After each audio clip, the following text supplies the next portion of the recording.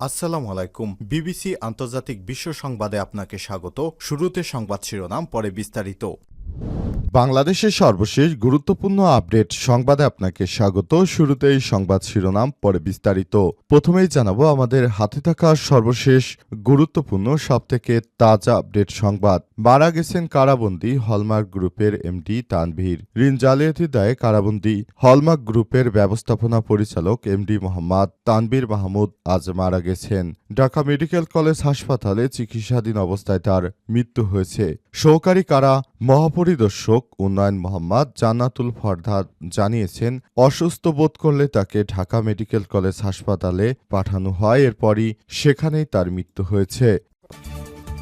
এরপর জানাবো বিজয়ের মাসে বিএনপির বিশেষ কর্মসূচি ঘোষণা।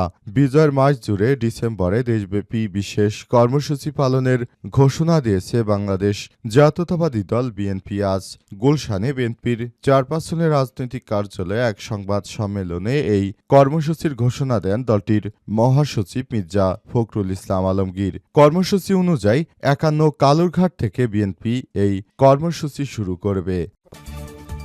এদিকে সবুজ সংকেত পেলে খালেদা জিয়াকে বিদেশে নেওয়া হবে বললেন ডাক্তার জাহিদ হোসেন। বিএনপির চেয়ারপারসন ও সাবেক প্রধানমন্ত্রী বেগম খালেদা জিয়ার শারীরিক অবস্থার পরিস্থিতি আগের মতোই বলে জানিয়েছেন তার ব্যক্তিগত চিকিৎসক ডাক্তার এজেডএম জাহিদ হোসেন। তিনি বলেছেন, মেডিকেল বোর্ড এবং তার পরিবার থেকে সবুজ সংকেত পেলেই তাকে লন্ডনে উন্নত চিকিৎসার জন্য নেওয়া হবে।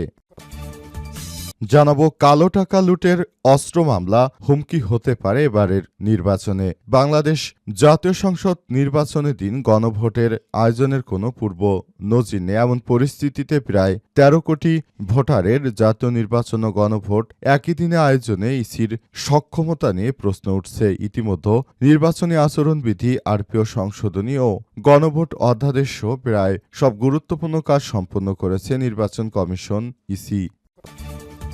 এবং সর্বশেষ জানাবো ধেয়ে আসছে ঘূর্ণিঝড় ডিটওয়া।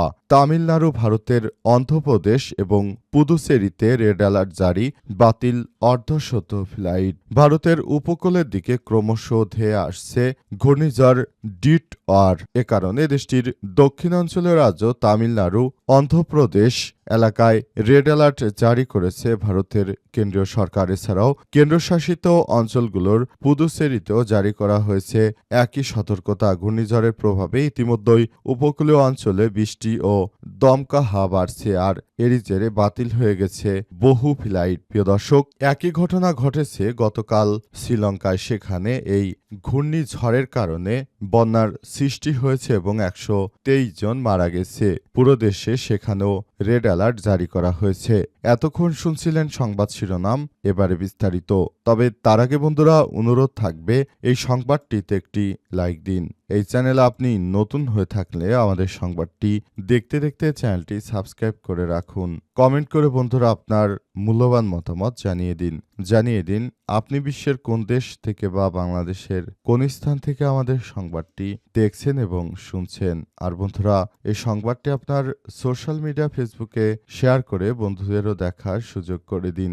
গাজা যুদ্ধে আপনি যদি নিরীহ ফিলিস্তিনিদের ভালোবেসে থাকেন, কমেন্টে ইয়েস লিখে বিশ্ববাসীকে জানিয়ে দিন। সংবাদটি আপনার সোশ্যাল মিডিয়া ফেসবুকে শেয়ার করে বন্ধুদেরও দেখার সুযোগ করে দিন। এবারে বিস্তারিত। মারা গেছেন কারাবন্দী হলমার্ক গ্রুপের এমডি তানভীর।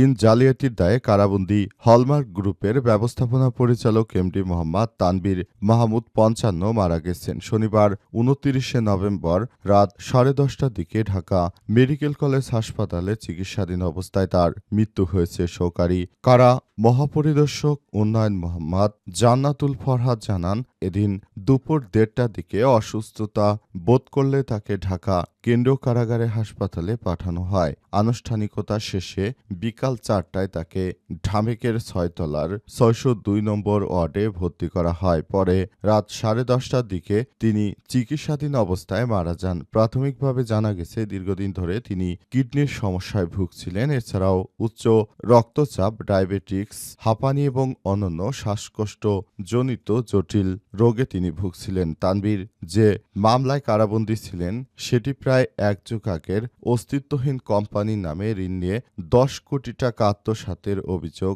ওই মামলা হয়। মামলায় 2024 সালের 19 জুন রায় দেয় আদালত। এতে তানবীর মাহমুদ এবং তার স্ত্রী, কোম্পানির চেয়ারম্যান জেসমিন ইসলাম সহ 9 জনের যাবজ্জীবন কারাদণ্ড দেওয়া হয়। ঢাকার প্রথম বিশেষ জজ আদালতের বিচারক মোহাম্মদ আবুল কাশেম এই রায় ঘোষণা করেন। এর আগে সোনালী ব্যাংক থেকে প্রায় 4,000 কোটি টাকা ঋণ নিয়ে আত্মসাতের ঘটনায় 2012 সালে হলমার্ক গ্রুপের মালিক, কর্মকর্তা ও সোনালী ব্যাংকের কর্মকর্তাদের বিরুদ্ধে 11টি মামলা করা হয়। সব মামলার মধ্যে কয়েকটি রায় হয়েছে। যে সব মামলায় তানবীর মাহমুদ বা জেসমিন ইসলাম আসামি ছিলেন না, এই দম্পতির সাজা হয় 2012 সালের 4 অক্টোবর রাজধানী রমনা থানায় করা দুদকের মামলায়। অবশেষে এই জালিয়াতি চক্রের প্রধান জেলখানায় অসুস্থ হয়ে মারা গেছেন। বিজয়ের মাসে বিএনপির বিশেষ কর্মসূচি ঘোষণা। বিজয়ের মাস ডিসেম্বরে দেশব্যাপী বিশেষ কর্মসূচি পালনের ঘোষণা দিয়েছে বাংলাদেশ জাতীয়তাবাদী দল বিএনপি। আজ বিকেলে গুলশানে বিএনপির চেয়ারপারসনের কার্যালয়ে এক সংবাদ সম্মেলনে এই কর্মসূচির ঘোষণা দেন দলটির মহাসচিব মির্জা ফখরুল ইসলাম আলমগীর। বিজয়ের মাসে বিজয় মশাল রোড শো শীর্ষক বিশেষ এই কর্মসূচির অংশ হিসেবে 1 থেকে 16 ডিসেম্বর পর্যন্ত দেশব্যাপী বিজয় মশাল রোড শো ও সমাবেশ অনুষ্ঠিত হবে। এ সময়ের মধ্যে দেশের সব বিভাগ ঘুরে বিজয় মশাল 16 ডিসেম্বর ঢাকা এসে পৌঁছাবে। পরবর্তী একই দিন ঢাকার মানিক মিয়া অ্যাভিনিউতে মহাসমাবেশ করবে বিএনপি। বিষয়ে সংবাদ সম্মেলনে বিএনপির মহাসচিব বলেছেন, দীর্ঘ 1.5 দশকের বেশি সময় ধরে গণতান্ত্রিক অধিকার হারা জনগণ ফ্যাসিবাদী শাসন শোষণের অত্যাচার হয়েছে। ফ্যাসিবাদ বিরোধী ধারাবাহিক আন্দোলন সংগ্রাম এর জেরে শেষ পর্যন্ত হাজারো শহীদদের আত্মত্যাগের বিনিময়ে 2024 সালে দেশ ফ্যাসিবাদ মুক্ত হয়েছে। গণতন্ত্রকামী স্বাধীনতা প্রিয় দেশবাসীর কাছে ফ্যাসিবাদ মুক্ত বাংলাদেশ বিজয়ের আনন্দ ভিন্ন মাত্রা যোগ করেছে। দেশ ও জনগণের বিজয়ের এর আনন্দঘন উপলক্ষে আরও বর্ণিল, আনন্দময় এবং অর্থবহ করতে এবার বিএনপির সারা দেশে গৌরবময় 55 মহান বিজয় দিবস উদযাপন, আলোচনা সভা, রোড শোর বিশেষ আয়োজন করা হয়েছে।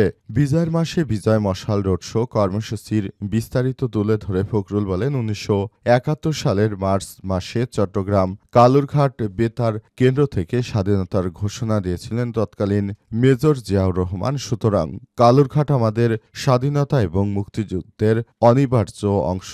এই ঐতিহাসিক কালুরঘাট বেতার কেন্দ্র থেকেই শুরু হবে বিএনপির এবারের বিজয়ের মাস উদযাপন কর্মসূচি। সবুজ সংকেত পেলেই খালেদা জিয়াকে বিদেশে নেওয়া হবে বলেন ডাক্তার জাহিদ হোসেন। বিএনপি চেয়ারপারসনের সাবেক প্রধানমন্ত্রী বেগম খালেদা জিয়ার শারীরিক পরিস্থিতি আগের মতোই বলে জানিয়েছে তার ব্যক্তিগত চিকিৎসক ডাক্তার এজেডএম জাহিদ হোসেন। তিনি বলেন, মেডিকেল বোর্ডের সবুজ সংকেত পেলেই বিদেশ নেওয়া হবে। আজ খালেদা জিয়ার সর্বশেষ শারীরিক অবস্থা জানাতে এক ব্রিফিংয়ে তিনি এসব কথা বলেন। দেশি বিদেশি চিকিৎসকদের সমন্বয়ে বিএনপির চেয়ারপারসনের চিকিৎসা চলছে জানিয়ে জাহিদ হোসেন বলেছেন, যুক্তরাজ্য, সৌদি আরব, সিঙ্গাপুর, চীন ও আমেরিকা সহ বিভিন্ন দেশের হাসপাতালের চিকিৎসকদের যৌথ আলাপ আলোচনার ভিত্তিতে খালেদা জিয়ার চিকিৎসা চলছে। খালেদা জিয়ার চিকিৎসা দেওয়ার জন্য আমরা কোনোভাবেই কার্পণ্য করছি না। তাকে উন্নত চিকিৎসার জন্য বিদেশে নিতে হবে। এ সময় তিনি বলেছেন, খালেদা জিয়া খুবই গুরুতর অসুস্থ হয়ে পড়েছে। তাকে উন্নত চিকিৎসা দেওয়ার প্রয়োজন, কিন্তু তার অবস্থা এতটাই খারাপ কন্ডিশনে যে খালেদা জিয়াকে এখন বিদেশে নেয়ার মতো কোনো পরিস্থিতিতে তিনি নেই। তাকে বিদেশে নিতে হলে, উন্নত চিকিৎসা দিতে হলে অবশ্যই তাকে আরেকটু সুস্থ হতে হবে। তা না হলে তাকে বিদেশে নেওয়া যাবে না। কিন্তু দেখা যাচ্ছে অনেকেই খালেদা জিয়াকে দেখার জন্য হাসপাতালে ভিড় করছে, কিন্তু খালেদা জিয়াকে আসলে এভাবে দেখার জন্য ভিড় করলে সেখানে অন্যান্য রোগীরা কষ্ট থাকবে।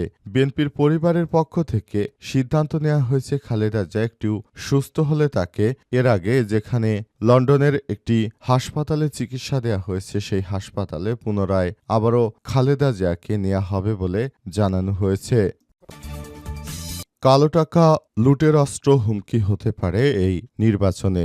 বাংলাদেশের জাতীয় সংসদ নির্বাচনের দিন গণভোটের আয়োজনের কোনো পূর্ব নজির নেই নির্বাচন কমিশন ইসিদের। সুতরাং এবারের নির্বাচনটা তাদের জন্য প্রথমেই বলা হচ্ছে বড় ধরনের চ্যালেঞ্জ বয়ে আনতে পারে, কারণ দেশ জুড়ে বিভিন্ন জায়গা থেকে এসব বিষয়গুলো পরিলক্ষিত হচ্ছে। বলা হচ্ছে এসব বিষয়গুলো তারা খুবই গুরুত্ব সহকারে দেখবে।